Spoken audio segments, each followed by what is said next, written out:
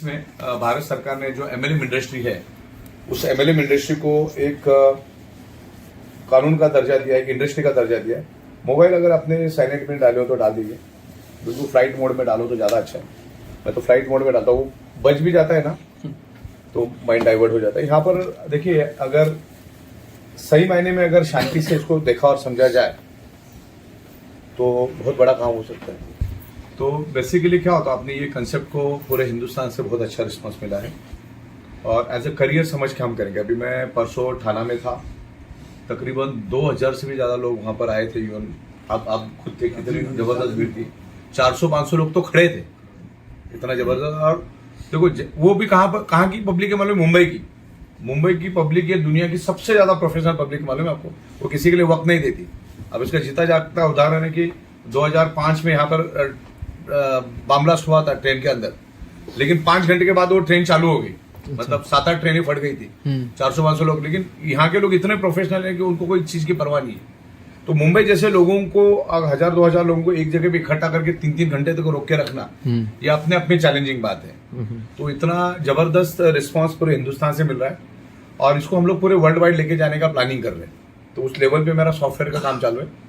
तो आप इधर आए, आपको सब मालूम है, फिर भी मैं थोड़ा बहुत आपको यहाँ पर हिंट देता हूँ जिससे आपका कॉन्फिडेंस और बढ़ेगा। यहाँ आने का मतलब क्या होता है कि आप चीजें सारी आंखों से देखो, और जो फिजिकल चीज होती है फिजिकल होता है। फिजिकल हमेशा फिजिकल होता है। फिजिकल अमेरिका में जाना और फिजिकल यूट्यूब पे अमेरिका देखने में जो फर्क है वो फर्क है। यहाँ पर आओगे तो यहाँ पर आपको सब देखने को मिला। इवन सबसे बड़ी बात है कि ये जितनी बड़ी फैक्ट्री है उससे थोड़ा सा छोटा फैक्ट्री हमने बाजू में ही 60 सेकंड पैदल एक और एक फैक्ट्री हमने लिया है। और अभी यहाँ पर भी 12-12 घंटे की 2 शिफ्ट, वहां पर भी 12-12 घंटे की 2 शिफ्ट हम चालू करेंगे। इवन आने वाले दिनों में अप्रैल मई के बाद ऐसी 10-12 फैक्ट्रियां एक में बैठ जाएगी। इतनी बड़ी फैक्ट्री भी हम लोग बहुत जल्द हम लोग ले रहे हैं। ओके, तो इसको हम लोग वर्ल्ड वाइड लेके जा रहे हैं और कंपनी भी बहुत अच्छी तरह से ग्रो कर रही है। जिग्नेश पटेल साहब तो हमारे साथ सालों से हैं, मतलब 1.5 साल हो गए, 2 साल हो गए, 2 साल हो गया। पुरानी फैक्ट्री से आप भी पुराने फैक्ट्री से है। मतलब कंपनी की ग्रोथ इन्होंने आंखों से देखी है और इनकी प्रोग्रेस की जो लेवल पे इन्होंने प्रोग्रेस किया उसका कारण ये है कि उन्होंने टिक के काम किया, डेडिकेशन के साथ काम किया। डेडिकेशन के साथ उन्होंने काम किया, तो अपने को भी यहाँ डेडिकेशन करना है। अच्छा, इन्होंने ऐसे परिस्थिति में काम किया कि इनको आपको जो चीजें दिखाने के लिए इनके पास थी नहीं। इतनी बड़ी ऑफिस, अभी ई बाइटोरियम एक ब्रांड बन चुका है, उस टाइम नहीं था। ई बाइटोरियम किसी को मालूम नहीं हुआ, ऐसा तो आज के दिन में भी मालूम नहीं है। ये अपने लिए प्लस पॉइंट है क्योंकि मार्केट खाली है। इसलिए मैं कहता हूँ कि समंदर में से एक बकेट भी निकली नहीं। तो आप लोग यहाँ पर आए तो ये कोई स्कीम नहीं है, ये 100% pure manufacturing import export based product based business है। आप एक समझिए, आपको क्या लगता है 7-8 हजार कुछ बटन दबाने से कुछ होता तो लोगों को लगता है स्कीम, हाँ वो एलएमएल स्कीम मैंने सुना था, मतलब इस टाइप की मानसिकता के लोग होते हैं। तो एमएलएम बहुत बड़ी इंडस्ट्री, मेरे पास तो बहुत सारे एमएलएम से रिलेटेड बुक्स है। मतलब एमएलएम बहुत कुछ सीखा जा सकता है, बहुत कुछ चीजें उसको सीखने के लिए, लेकिन लोग उसको इजी लेते हैं। तो आप लोग यहाँ से इतने दूर से आए, मैं सुबह में आया था ऐसा एक्सीडेंटली, तो आपसे मुलाकात हुई, तो इतनी मेहनत करके आप आए हो, तो यहाँ पर आपने उसी तरह से काम करा। लोग मार्केट में बहुत अलग अलग मिलेंगे, जो एक्सपीरियंस आपने लिया उन्होंने नहीं लिया ना उधर गली में बैठ के। तो जब आप समझाने जाओगे तो उसका सोचने का और समझने का तरीका अलग रहेगा। लेकिन आपने जो चीजें देखी, और मेन मतलब क्या होता है कि कुछ चीजों को देखना, पहली बात तो इस धंधे में रिस्क लाइबिलिटी है ही नहीं।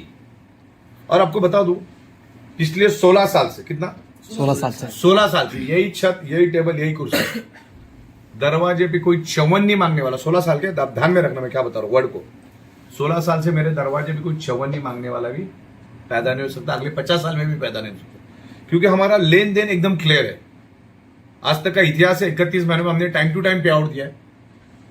और साहब जब हमारे साथ पटेल साहब और अजय साहब थे तो उस टाइम कर्फ्यू और लॉकडाउन का माहौल रहता था। लोग खिचड़ी की लाइन में खड़े रहते थे और हमारा रात को 1-1, 2-2 बजे पे आउट जाता था। ये फर्क है। अपना धंधा है ना, ये लॉकडाउन प्रूफ प्लान है। कल भी लॉकडाउन लग गया ना, अभी 2 घंटे के बाद भी लग गया तो अपने को टेंशन नहीं, क्योंकि वो नेटवर्क अपन ने खड़ा कर दिया।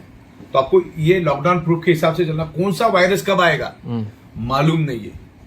तो ये बिछा के रखो। ट्रेडिशनल वालों को सबको, जब से लॉकडाउन लगा ना, मैंने एक हाथ दूसरी फिल्म छोड़ी ना, कोई फिल्म आई नहीं थिएटर पे आज तक। फिल्म इंडस्ट्री सबसे ज्यादा इफेक्ट कर रही। बिल्कुल सर। और मुंबई में सबसे, अगर मुंबई का ग्लैमर पूरी दुनिया में तो फिल्म इंडस्ट्री के कारण है।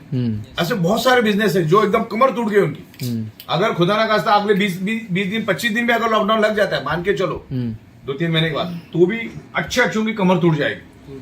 अच्छे लोग बेरोजगार हो जाएंगे, लोग डर में आ जाएंगे, और ट्रेडिशनल धंधे से लोगों को विश्वास टूट जाएगा, क्योंकि लोगों को नौकरियों से निकाल दिया जाएगा। 1-2 महीना भी आता है तो उसका इम्पैक्ट बहुत जबरदस्त हो जाता है। तो अपने धंधे में लॉकडाउन का, कर्फ्यू का, चवन्नी का फर्क नहीं पड़ता है, अगर आपने अच्छी टीम खड़ी की हो तो। ये धंधा टीम डेवलपमेंट और लीडरशिप का धंधा है, ये कोई सर के ऊपर सामान उठा के बेचने वाला बिजनेस नहीं है। और 31 महीना हो चुका है, तो अभी ये किंतु परंतु, शक, डाउट, चलेगा कि नहीं चलेगा, ये सारे मामले खत्म हो चुके और कोई बड़ी बड़ी बातें नहीं है। यहां पर सारी चीजें प्रैक्टिकल है। हमने 31 महीनों में टाइम टू टाइम 5-6 बार पेमेंट दिए तो दिए। मैं हजारों लोगों के बीच में से जाता हूं, 2-2 हजार लोगों के क्राउड में से जाता हूं। उस क्राउड में से बाहर आने में मेरे को 20 मिनट लगता है। वो वैसा ही बंदा जा सकता है जिसकी नीयत क्लियर है और आगे भी उसको नीयत क्लियर रखना है। अच्छा, मैं मेरा प्रॉफिट लेके चल रहा हूं, ऐसा नहीं कि मैं कोई चैरिटेबल ट्रस्ट नहीं चला रहा। मैं भी मेरा 8-10% प्रॉफिट लेके ही चल रहा हूं। मैं मेरे लिए धंधा करो, आप अपने लिए करो, तो अपने को धंधा समझ के करना है। जब इसको आप बिजनेस समझ के करोगे ना तो काम होगा। अभी बिजनेस कैसा है मालूम है, लीडरशिप और टीम डेवलपमेंट, बाकी कोई नहीं, बाकी तो सब हम संभाल है ना। Accounting, banking, manufacturing, import export, labour, झमेले, बहुत सारी चीजें होती है। ये सब 40 चीजों से मिलकर एक बनता है।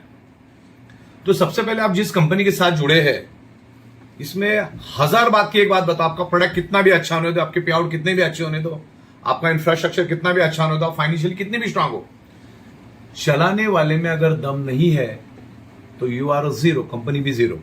अभी मान के चलो जिग्नेश पटेल नाम का एक बंदा है जो बड़ौदा में बहुत बड़ा बिल्डर है। बिल्डर है, उसके लाइन के बिल्डर है, वो एमएलएम की किसी काम के नहीं है। उनको एमएलएम का इमोशन मालूम नहीं, एमएलएम का सॉफ्टवेयर मालूम नहीं है, एमएलएम चलता कैसा वो उनको मालूम नहीं है। तो इस क्षेत्र के हम है जो network marketing, direct selling, MLM, 3 नाम है इसके, जो पैसा आपको दे सकता है, जो इज्जत, जो शोहरत आपको दे सकता है। दुनिया में एक इंडस्ट्री बोलो जो इतना पैसा आपको दे सकती है। महज अपना धंधा आप 4-5 हजार से शुरू कर सकते हो, 15-17 हजार तक ये अपना बिजनेस है, और यहां से आप अच्छा करियर बना सकते हो, अच्छा पैसा बना सकते हो। तो कोई भी कंपनी चुनो ना। देखो, मैंने तो मेरी आपको बताऊं, मेरी स्पेशलिटी जो है ना, सुपर स्पेशलिटी, वो है सॉफ्टवेयर। मैं सॉफ्टवेयर, लॉजिक्स, प्रोग्रामिंग, कोडिंग, ये मेरी मास्टरी है। ये मार्केटिंग, लीडरशिप, ये हम धीरे धीरे सीखे, मैन्युफैक्चरिंग सीखे, लेकिन मेरी जो इनबिल्ट सुपर स्पेशलिटी वो सॉफ्टवेयर है। आप मुझे अगर छोड़ दोगे ना तो मैं अपना लैपटॉप लेकर सॉफ्टवेयर बनाते बैठ जाऊंगा।